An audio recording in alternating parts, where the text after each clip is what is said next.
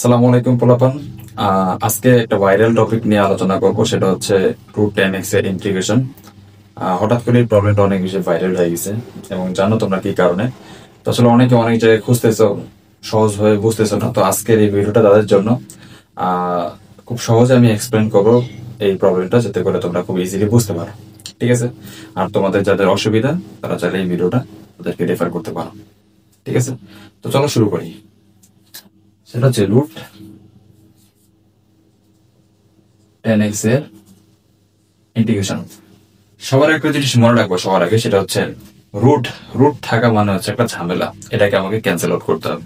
এই জন্য আমরা কি করব, ধরে নেব, ধরি রুট টেন এক্স সমান সমান জেড। এটা আমি ধরে নিলাম যে রুট টেন এক্স সমান সমান জেড। এরপরে রুটটাকে বাদ দেবো কিভাবে, উভয়কে বড় করবো। তাহলে টেন এক্স সমান সমান জেড স্কোয়ার। এখন আমরা এটাকে উভয় পক্ষে ডিফারেন্সিয়েট করবো। ডিফারেন্সিয়েট যদি করি আমি, tan x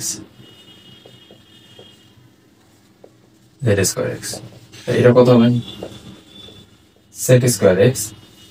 আর এটা কত হচ্ছে, যেহেতু এক্স আর এটা কত z স্কোয়ার, তাহলে আমরা এটাকে মনে মনে ধরে নেবো এক্স। তাই এটাকে যদি মনে মনে এক্স ধরে নিই, তাহলে আমি যদি ডিফারেন্সিয়েট করি তাহলে কত হবে, টু জেড। যেহেতু এক্স নয়, তাহলে কত আসবে, ডিএক্স বাই ডিজেড। আমাদের টার্গেট হচ্ছে ডিজেড এর মান বের করা।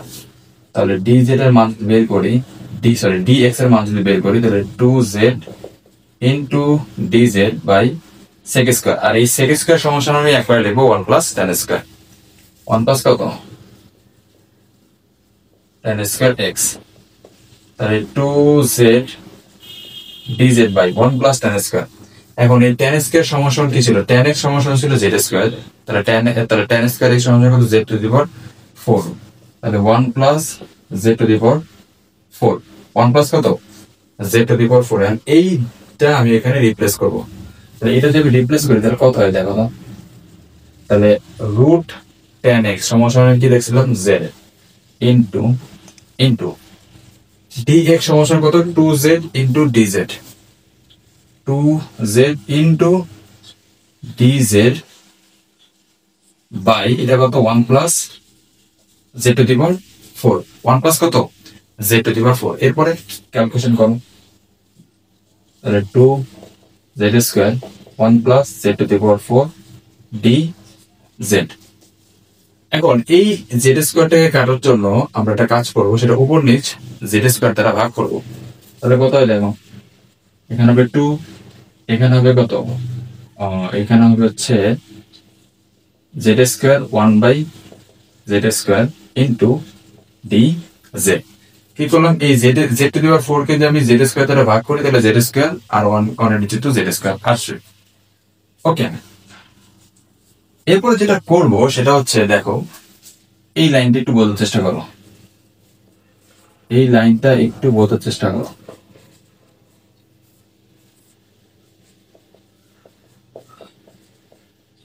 এটা কেন বললাম তোমরা একটা লাইন পরে বুঝতে পারবা।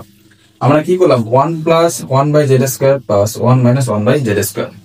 এখন এটা কি কারণে করলাম, জাস্ট একটু হিন্টস দিয়ে রাখি। সেটা হচ্ছে one by Z square one by Z square, এটাকে এটার মতো করে একটু সিমিলার করে আমি এটাকে বানাবো। কেন বানাবো আমি একটু পরে বলতেছি, right?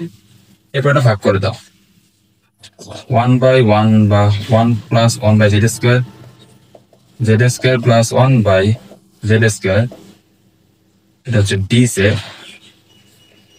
Plus one plus one minus z square one by Z square d z. এরপর একটা কাজ করব, এটা সমান সমান আমি আই ওয়ান আর এটা সমান সমান আমি আই টু ধরবো। তাহলে সেটাই যদি হয়, তাহলে এটা সমান সমান কত, আই ওয়ান, এটা সমান সমান হচ্ছে আই টু। তাহলে এটা সমান সমান আই ওয়ান, এটা সমান সমান কত, আই টু। তাহলে আই ওয়ান সমান সমান কত আসতেছে আমাদের, আই ওয়ান সমান সমান আমি ধরে নিয়েছি one by one plus z square one by Z square d z. ঠিক আছে, তার আগে আর একটা কাজ করবো, না দরকার নেই, এইটাই করে দিই। তাহলে 1/1 প্লাস জেড স্কোয়ার, এটাকে সূত্রে ভাঙাবো। মনে রাখবো এখানে যে সূত্রটা, এখানে যে চিহ্নটা আছে তার এই চিহ্নটা, নিচের চিহ্নটা হবে তার বিপরীত। কারণ কি? কারণ a square plus b square সূত্র জানি আমরা দুইটা, একটা হচ্ছে a plus b whole square minus 2ab, আর একটা a minus b whole square plus 2ab। তাহলে এখানে যে চিহ্ন থাকবে তার বিপরীত চিহ্নটা আমরা নেব। তাহলে z minus 1/z whole square plus 2ab। তাহলে জেড ইন্টু 1/z সমান কাটাকাটি যাবে, তাহলে জেড আর 1/z কাটাকাটি গেলে থাকবে কত? 2। তাহলে ওইটা কি থাকতেছে? 1/z square z whole square plus 2। এখন কি করব? এইটাকে ক্যালকুলেশন করার জন্য এইটা সমান ধরে নেব, ধরি যেহেতু আসলে চ্যালেঞ্জ হিসেবে দিছে, তো যেহেতু চ্যালেঞ্জ হিসেবে দিছে তার মানে একটু কঠিন কোশ্চেন ধরতে হবে, তাই না? তো অঙ্কটা একটু বড় আছে, ঠিক আছে? তো ভয় পাওয়ার কিছু নাই, কারণ আমরা ডি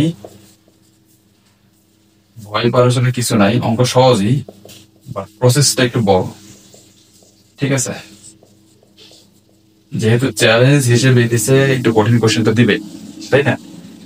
তো দেখো তার কথা আসবে 1, আর এটা কত আসবে? জেড স্কোয়ার, আর এই ডি জেডটা এখানে চলে আসবে, আর এখানে থাকবে কত? ডিটি। কি করলাম দেখো, এটা যদি আমরা করি ডিএক্স ডিজেড ইন্টু জেড, এটাকে অন্তরীণ করলে হবে 1, আর এটা কত হবে? 1/z স্কোয়ার কে অন্তরীণ করলে মাইনাস 1/x স্কোয়ার, আর এই মাইনাস মাইনাস প্লাস এক্স স্কোয়ারের জায়গায় অ্যাকচুয়ালি কত হবে? জেড হবে। এটাই, তাহলে এটা রিপ্লেস করে দাও, এটা রিপ্লেস করে দাও। তাহলে 1 plus 1/z square into DZ, এটা সমান কত? ডিটি, আর এটা সমান কত আসবে?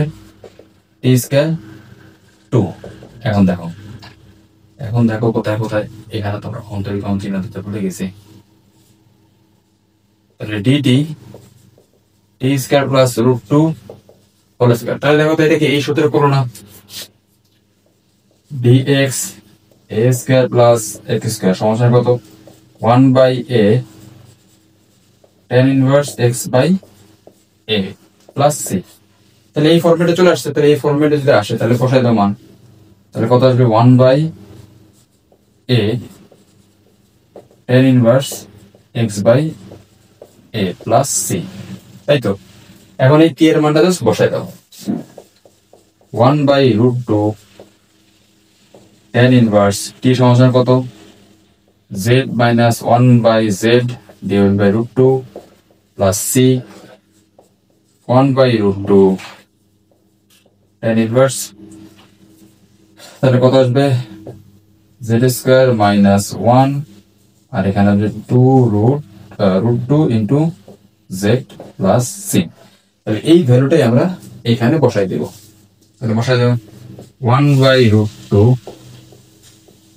tan inverse z square minus 1 by, এটাকে সামনে রাখি, এটা সুন্দর দেখা যাবে, প্লাস c।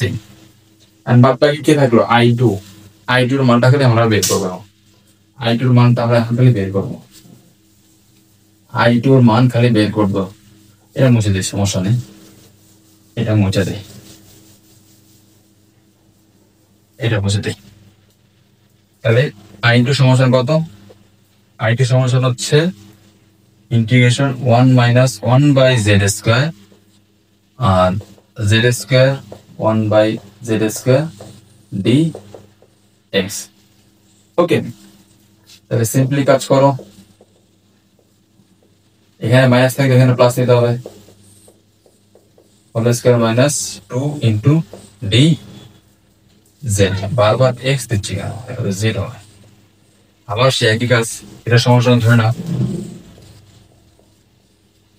ধরি জেড প্লাস 1/z সমান ইউ ধরে নাও। তাহলে এখন 1 মাইনাস 1/z স্কোয়ার, এখানে হবে ডি জেড, এখানে হবে ডি ইউ। তাহলে 1/1 minus 1/z square into D z সমান কত? D u. এটাই বসাই দাও, ডি ইউ। আর এটার মান কত? এটা ধরছিলাম আমরা ই স্কোয়ার, এটা কত? √2 হোল স্কোয়ার দিলাম। ওকে, তাহলে এটা আমাদের সূত্র পড়ে গেছে। সেই সূত্রটা কি?